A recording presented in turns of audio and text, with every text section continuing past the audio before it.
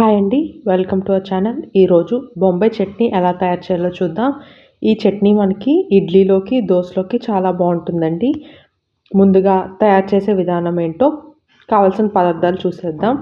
కావలసిన పదార్థాలు: 4 స్పూన్లు శనగపిండి, 1 ఉల్లిపాయ చిన్న ముక్కలుగా కట్ చేసినవి, 2 పచ్చిమిరపకాయలు చిన్న ముక్కలుగా కట్ చేసినవి, 1 టమాటా చిన్న ముక్కలుగా కట్ చేసుకున్నవి, 1/2 టీ స్పూన్ అల్లం వెల్లుల్లి పేస్ట్, రుచికి సరిపడా ఉప్పు, 1/2 టీ స్పూన్ పసుపు, 1 స్పూన్ కారం, 1/2 టీ స్పూన్ గరం మసాలా, ఆవాలు 1 స్పూన్, జీలకర్ర 1 స్పూన్, 2 రెమ్మల కరివేపాకు, కొత్తిమీర కొద్దిగా, ఆయిల్ 4 టేబుల్ స్పూన్లు.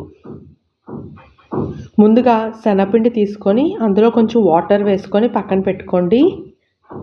ఇలా పెట్టుకోవడం వల్ల మనకి ఉండలు అనేవి త్వరగా కరిగిపోతాయండి.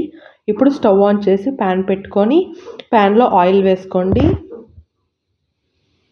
ఆయిల్ హీట్ అయిన తర్వాత ఆవాలు, జీలకర్ర, కరివేపాకు వేసుకొని బాగా ఫ్రై చేసుకోండి. ఇవి బాగా ఫ్రై అయిన తర్వాత అందులోనే ముందుగా కట్ చేసుకున్న పచ్చిమిరపకాయ ముక్కలు వేసుకొని బాగా ఫ్రై చేసుకోండి. పచ్చిమిరపకాయలు ఫ్రై అయిన తర్వాత సన్నగా కట్ చేసుకున్న ఉల్లిపాయ ముక్కలు కూడా వేసుకొని కలుపుతూ బాగా ఫ్రై చేసుకోండి. ఉల్లిపాయలు కొంచెం ఫ్రై అయిన తర్వాత అందులోనే రుచికి సరిపడా ఉప్పు, పసుపు వేసుకొని ఉల్లిపాయలు గోల్డెన్ బ్రౌన్ వచ్చేంత వరకు ఫ్రై చేసుకోండి.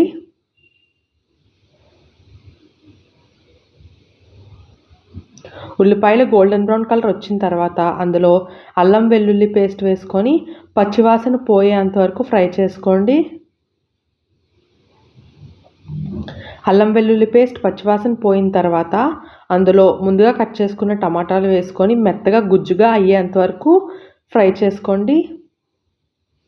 టమాటా మెత్తగా గుజ్జుగా అయిన తర్వాత కారం ఇంకా గరం మసాలా వేసుకొని అది కూడా పచ్చివాసన పోయేంత వరకు ఫ్రై చేసుకోండి.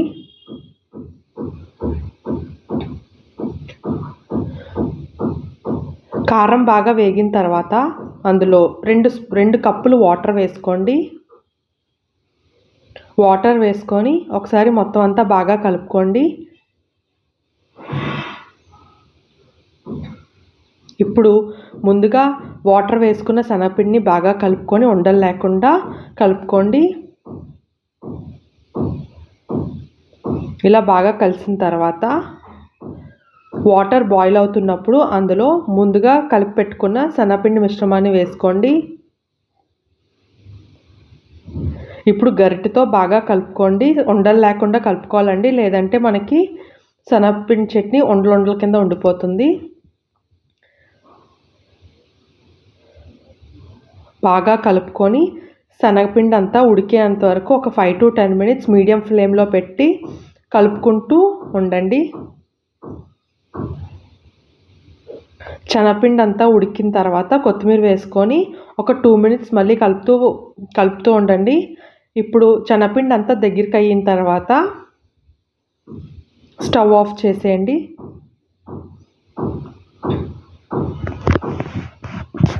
ఇప్పుడు దీన్ని ఒక సర్వింగ్ బౌల్లో సర్వ్ చేసుకొని కొత్తిమీరతో గార్నిష్ చేసుకుంటే ఎంతో ఈజీగా టేస్టీగా ఉండే బొంబాయి చట్నీ రెడీ అయిపోయిందండి.